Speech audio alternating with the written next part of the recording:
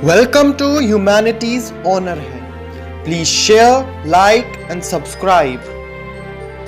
Welcome back everybody. आज हम अपना chapter number 8 transport and communication start करने वाले हैं। ये हमने लास्ट चैप्टर में भी पढ़ा था कि पहले के टाइम में the means of transport and communication were same. For example, पहले के जमाने में ये इंसान सिर्फ और सिर्फ ट्रांसपोर्टेशन की हेल्प से अपने फ्रेंड के पास मैसेज पहुंचा सकता था। आज के ज़माने में ट्रांसपोर्ट एंड कम्युनिकेशन दोनों एक दूसरे से डिस्टिंक्ट हो गए हैं, डिफरेंट हो गए हैं।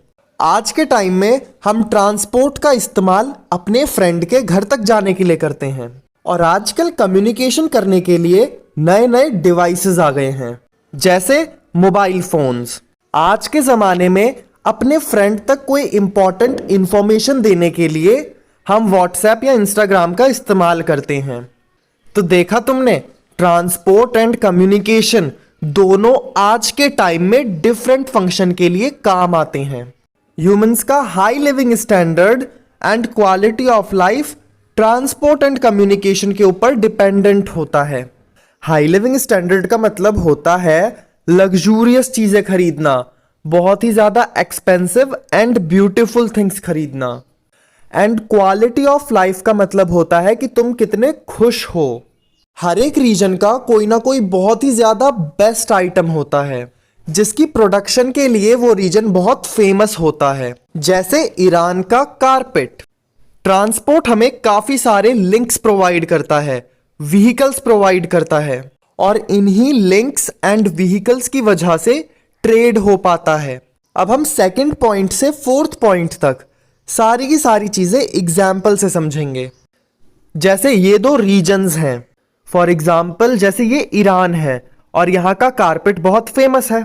ये कारपेट तुम तक काफी सारे लिंक्स एंड व्हीकल्स की वजह से पहुंचेगा। डिफरेंट व्हीकल्स के डिफरेंट लिंक्स होते हैं।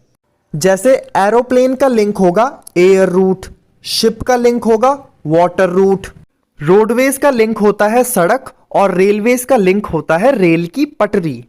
अब ये ईरान का कारपेट बहुत सारे लिंक्स एंड व्हीकल्स की हेल्प से तुम तक पहुंचेगा, कभी रोडवेज का इस्तेमाल करते हुए तो कभी वाटरवेज का इस्तेमाल करते हुए, कभी एयरवेज का इस्तेमाल करते हुए तो कभी रेलवेज का इस्तेमाल करते हुए। सबसे पहले तुमने कम्युनिकेशन की हेल्प से ईरान के कारपेट को खरीदने का ऑर्डर दिया।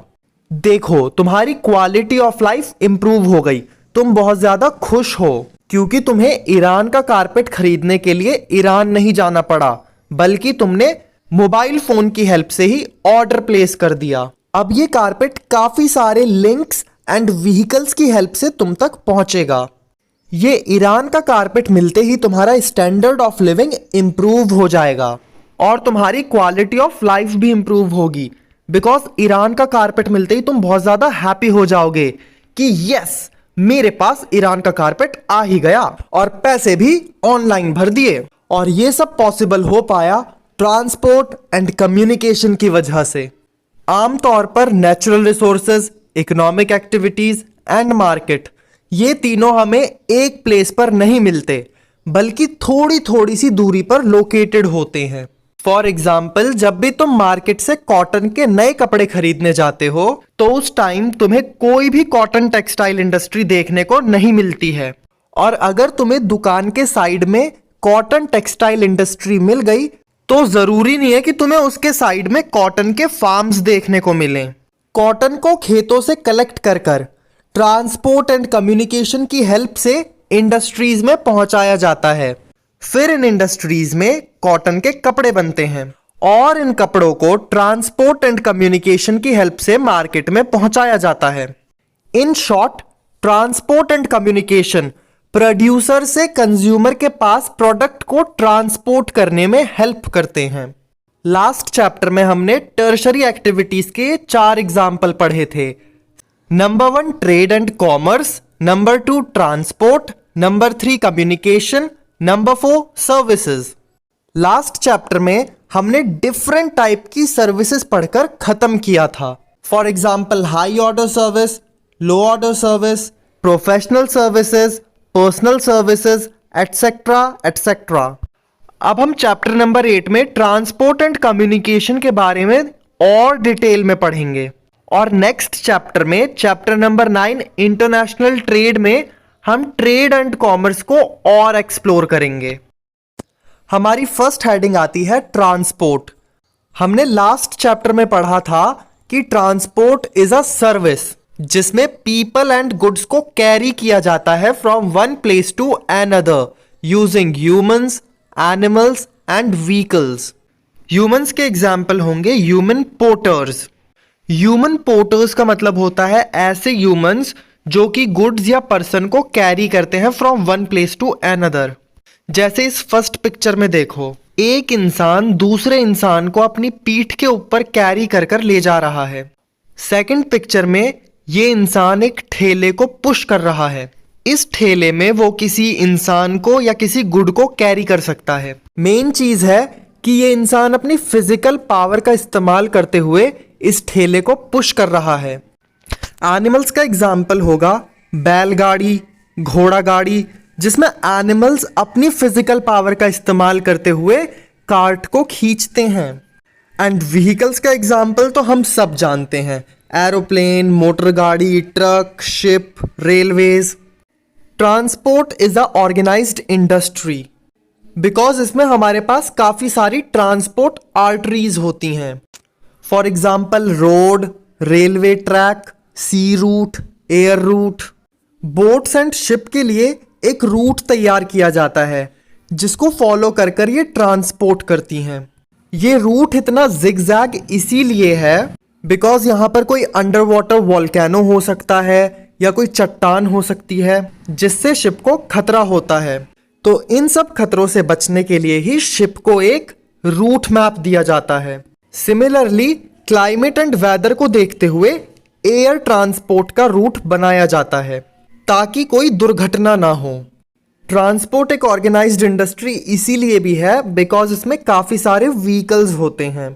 थर्ड पॉइंट, ट्रांसपोर्ट एक ऑर्गेनाइज्ड इंडस्ट्री इसीलिए है बिकॉज इन आर्टरीज को मेंटेन करने के लिए काफ़ी सारी ऑर्गेनाइजेशंस बनाई गई हैं। ये organisations roads and railway tracks को रिपेयर करती हैं और उनकी सफाई करती हैं। सिमिलरली एयरपोर्ट्स एंड हार्बर्स को मेंटेन करने के लिए ऑर्गेनाइजेशंस बनाई जाती हैं। कुछ ऐसी ऑर्गेनाइजेशंस भी होती हैं जो लोडिंग, अनलोडिंग एंड डिलीवरी में हेल्प करती है।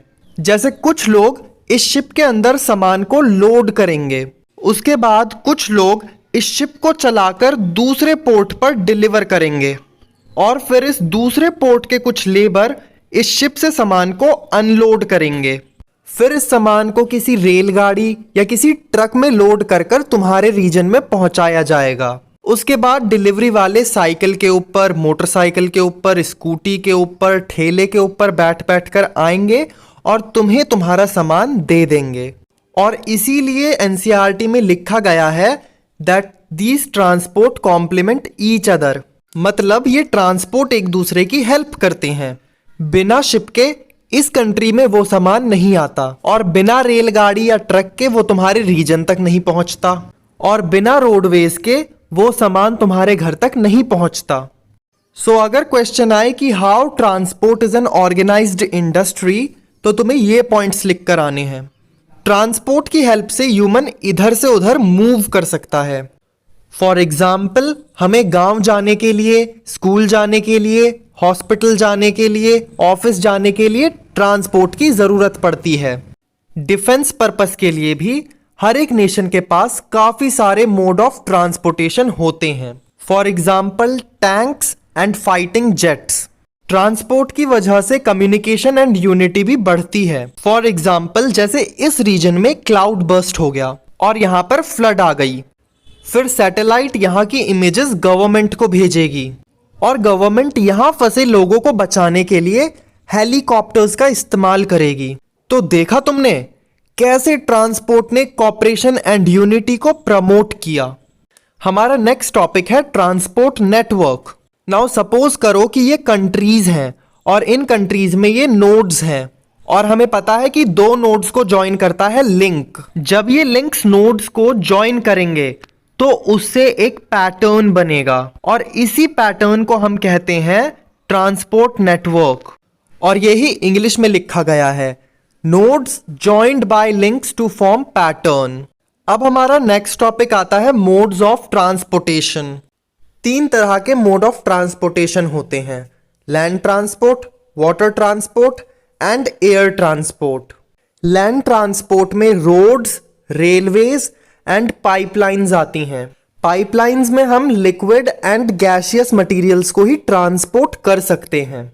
फॉर एग्जाम्पल, जैसे जो तुम्हारे घर में नल है, that is an example of pipeline. क्योंकि वाटर लिक्विड है, इसीलिए वो पाइपलाइन के अंदर ट्रांसपोर्ट किया जा सकता है।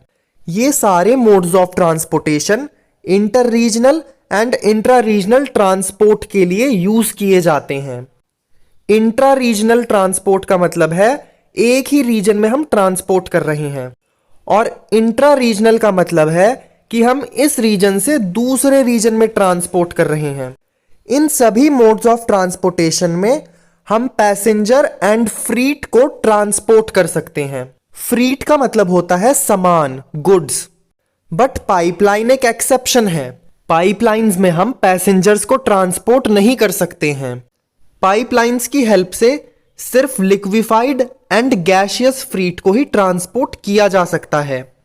तुम अपने फ्रीट को कैरी करने के लिए कौन सा मोड ऑफ ट्रांसपोर्ट चूज करोगे, वो कुछ फैक्टर्स के ऊपर डिपेंड करता है। नंबर 1, कि तुम कौन से गुड्स एंड सर्विसेज ट्रांसपोर्ट करने वाले हो। अगर हमें कोई लेटर ट्रांसफर करना है, तब तो हम किसी भी मोड ऑफ ट्रांसपोर्ट का इस्तेमाल कर लेंगे। बट इन भारी भारी लकड़ियों को ट्रांसपोर्ट करने के लिए हमें ग्रेट फ्रीटर्स की जरूरत पड़ेगी।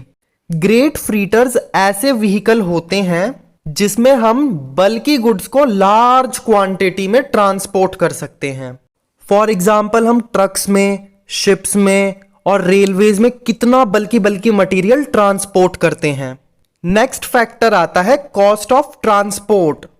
अगर तुम सस्ते में सामान को ट्रांसपोर्ट करना चाहते हो तो ऑब्वियसली तुम शिप्स के थ्रू ट्रांसपोर्ट करोगे, और अगर तुम्हें कॉस्ट से कोई फर्क नहीं पड़ता तो फिर तो तुम एरोप्लेन से भी ट्रांसपोर्ट कर सकते हो।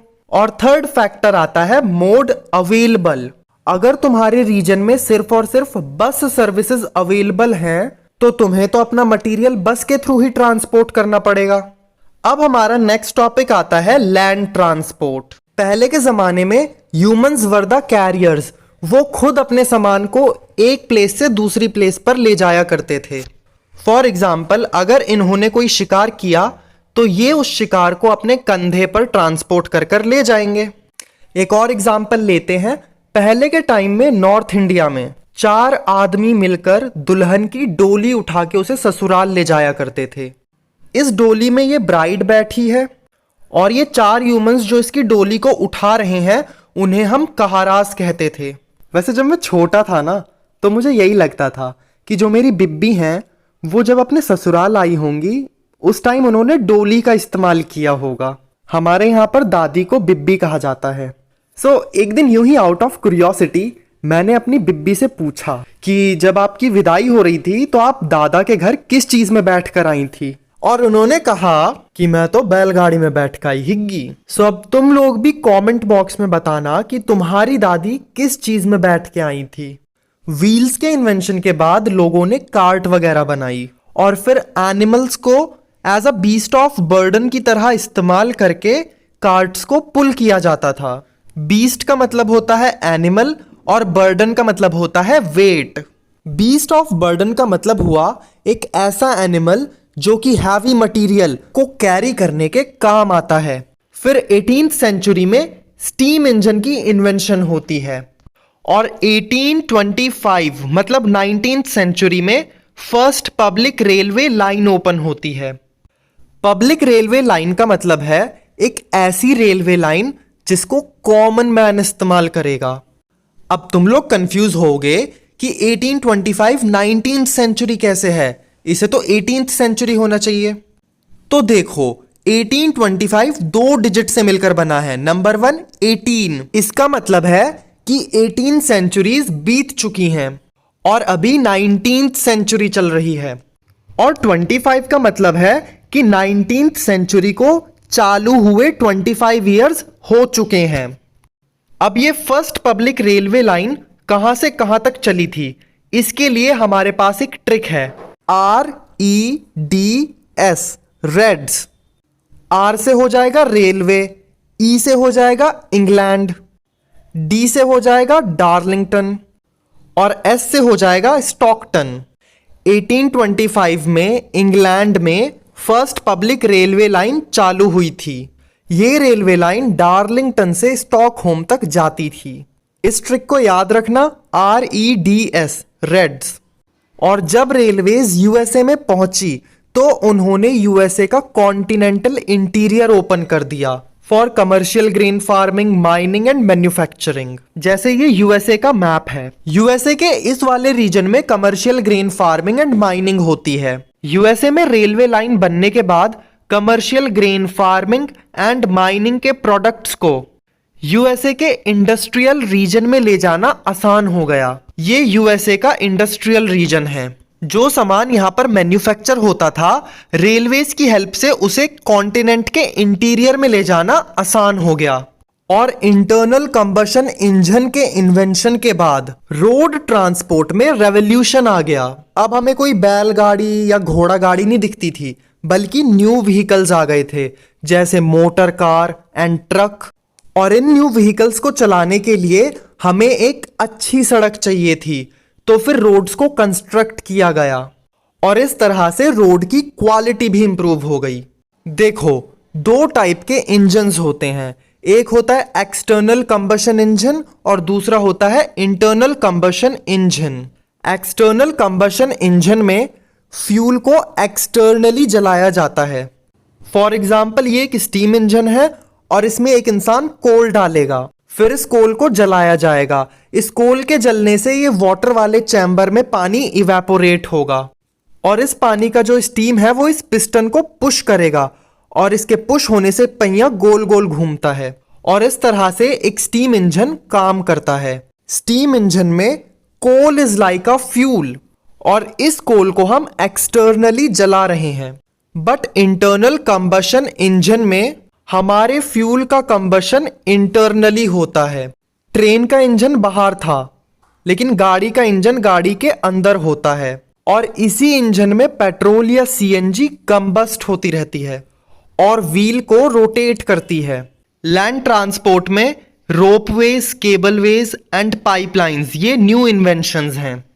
देखो, हम सब जानते हैं कि स्टीप माउंटेन्स के ऊपर रेलवे लाइन बिछाना और रोड्स बनाना मुश्किल होता है, तो ऐसे रीजन में रोपवेज एंड केबलवेज का इस्तेमाल किया जाता है ह्यूमंस एंड गुड्स को ऊपर नीचे ट्रांसपोर्ट करने के लिए। ग्रेट फ्रीट कैरियर्स मतलब ऐसे व्हीकल्स जिनमें हम ग्रेट क्वांटिटी में फ्रीट को भरकर ट्रांसपोर्ट कर सकते हैं। For example, railway, boats, trucks, pipelines. और याद रखना कि पाइपलाइन में हम सिर्फ लिक्विड एंड गैसियस मटेरियल्स को ही ट्रांसपोर्ट कर सकते हैं। और जितने भी old and elementary form of mode of transport हैं, जैसे ह्यूमन पोर्टर्स या pack animals, they are the most expensive mode of transport and these great freight carriers are the cheapest mode of transport. और सबसे cheap होते हैं ऐसे great freight carriers जो कि वाटर रूट्स का इस्तेमाल करते हैं, जैसे बोट्स, शिप्स। फॉर एग्जाम्पल, अगर तुम्हें अपना घर शिफ्ट करना है तो ये ग्रेट फ्रीट कैरियर 50 किलोमीटर कवर करने का तुमसे सिर्फ 2000 रुपए ले रहा है और ये तुम्हारा सामान जल्दी भी पहुंचा देगा। But old and elementary form एक तो तुम्हारा सामान बहुत लेट पहुंचाएंगे, प्लस ये इतने चक्कर मारने के बहुत ज्यादा पैसे लेंगे। और इस तरह से ये old and elementary form of transportation are expensive. India and China की डेंसली पॉपुलेटेड डिस्ट्रिक्ट्स में काफी सारे लोग old and elementary form of transport का इस्तेमाल करते हैं, जैसे सब्जी बेचने वाले, फ्रूट्स बेचने वाले, मूंगफली बेचने वाले, टिक्की बेचने वाले। ये ग्रेट फ्रीट कैरियर्स तो तुम्हारे घर के सामने आकर ये सब चीज बेचते नहीं है। सो इसीलिए ये old and elementary form of transport important हो जाता है, बिकॉज इनकी हेल्प से हम छोटी छोटी गली मोहल्लों में भी जा सकते हैं। हमारा नेक्स्ट टॉपिक आता है पैक एनिमल्स। पैक एनिमल्स का मतलब होता है ड्रॉट एनिमल्स, मतलब ऐसे एनिमल्स जो कि हैवी वेट को उठाकर ट्रांसपोर्टेशन में हेल्प करते हैं। जैसे हॉर्सेस का इस्तेमाल वेस्टर्न कंट्रीज में किया जाता है। डॉग्स एंड रेनडियर्स को north America, north Europe, Siberia के स्नो रीजन में इस्तेमाल किया जाता है। म्यूल्स को माउंटेनियस रीजन में इस्तेमाल किया जाता है। M for mules, M for mountains. Camel को डेजर्ट में इस्तेमाल किया जाता है एंड बुल्स को इस्तेमाल किया जाता है इंडिया में। इस वीडियो के लिए इतना ही रखते हैं। अब मिलेंगे नेक्स्ट एपिसोड में। तब तक के लिए keep studying, keep working hard. Tata, bye bye.